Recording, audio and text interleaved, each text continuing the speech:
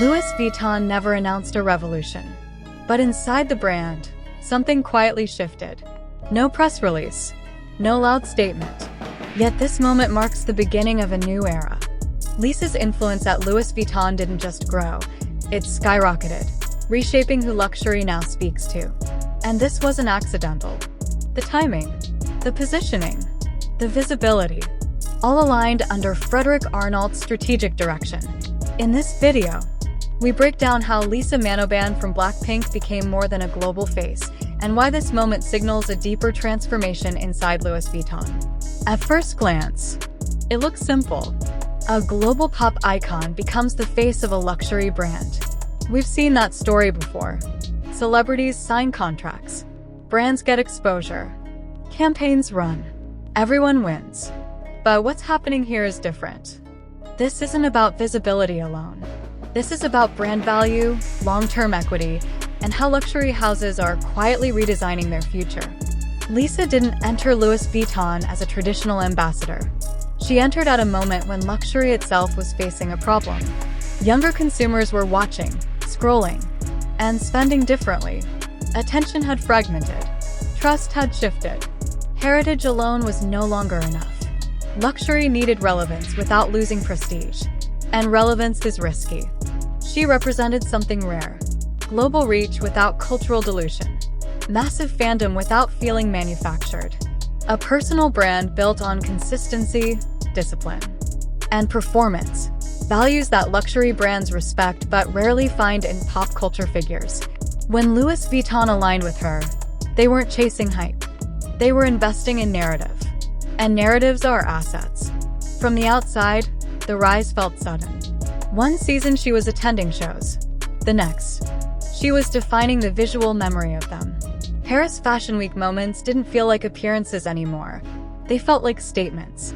Every look traveled instantly across platforms, across markets, across generations. This wasn't just marketing. It was distribution at scale, powered by cultural trust. Here's the key detail most people miss. Influence doesn't grow because a brand pushes harder. Influence grows when audiences pull closer. Lisa Blackpink didn't just wear Louis Vuitton. Audiences associated Louis Vuitton with her presence, her discipline, her global rhythm. That's a transfer of brand value, not a rental of attention. And this is where strategy enters the room. Luxury brands don't move emotionally. They move structurally. Timing matters. Placement matters. Silence matters. Under Frédéric Arnault's strategic oversight, visibility wasn't loud. It was precise. No overexposure. No saturation. Just enough presence to let the market connect the dots on its own. That restraint is intentional. In branding, silence often signals confidence. Midway through this shift, something else happened. Lisa's role expanded beyond fashion imagery. Her presence began to represent access. Access to younger luxury buyers. Access to global digital native consumers. Access to a generation that doesn't inherit luxury loyalty. They choose it. This is where business insight matters. Gen Z doesn't respond to logos. They respond to alignment. They follow individuals, not institutions. Lisa functions as a cultural gateway. Through her, Louis Vuitton speaks to audiences who might never walk into a flagship store, but will remember the brand when they do. That memory has economic weight. It drives future revenue. It influences long-term investment returns. It increases brand elasticity across regions. This is how modern luxury compounds value. Now here's the moment that confirms this wasn't coincidence. Major global events. High-stakes fashion stages. Cultural intersections where only a handful of figures are allowed meaningful visibility. Lisa Blackpink didn't just attend these moments. She belonged in them. The signal was subtle but powerful. She wasn't borrowing prestige anymore. She was contributing to it. Around this point, industry insiders started paying attention. Not fans. Executives. Analysts. People who study market behavior rather than trends. Because when a personal brand begins to stabilize a luxury narrative, that's not influence, that's leverage. And leverage changes everything. This story isn't just about fashion. It's about how modern entrepreneurship works in the attention economy. Lisa's personal brand operates like a high-growth company. Consistent output, controlled visibility, global scalability, emotional trust.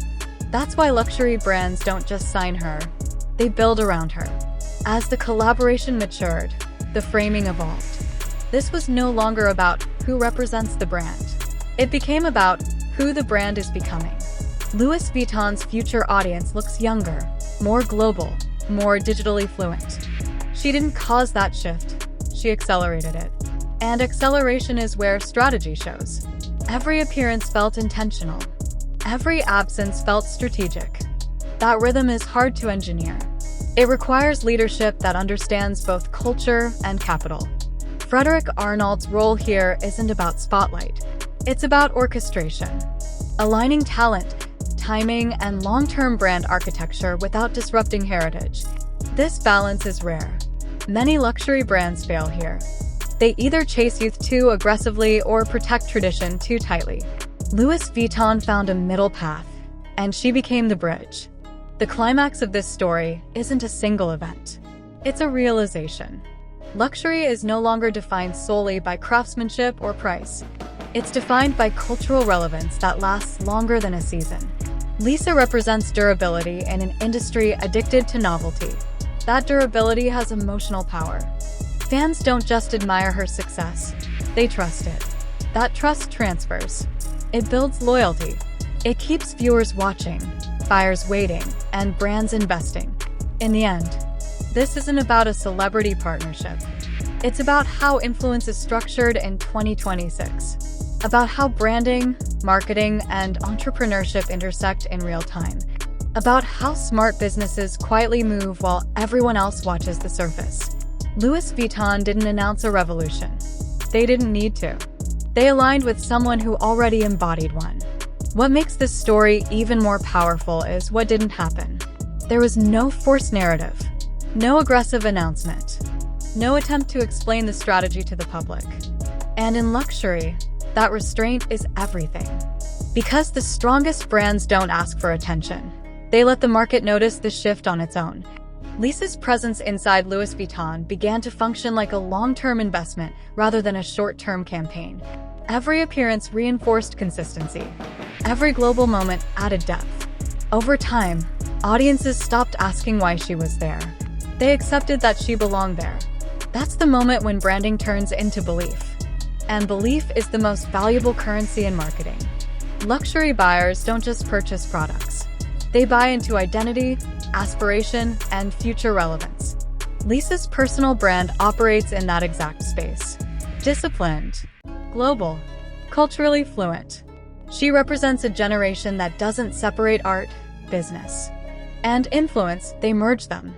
Louis Vuitton didn't just gain visibility. They gained cultural continuity. Behind the scenes, this is where strategy compounds. The alignment between a global luxury house and a personal brand like Lisa's creates something rare, stability in an unpredictable market. While trends rise and fall, this partnership signals long-term thinking, the kind that investors respect, the kind that sustains revenue over years, not quarters. This is also why the conversation around Frédéric Arnault matters, but only in context. His role isn't about spotlight or celebrity association. It's about understanding how modern influence works, how timing, silence, and selective visibility can protect brand equity while expanding reach. Strategy here isn't loud. It's architectural, and architecture-less. As luxury moves deeper into the digital era, the brands that win won't be the ones that shout the loudest. They'll be the ones that align with figures who already command trust at scale.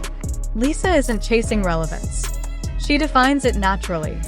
That's why this moment feels inevitable in hindsight, even though it was carefully built. The real takeaway isn't about fashion. It's about mindset, about how personal brand growth mirrors successful entrepreneurship.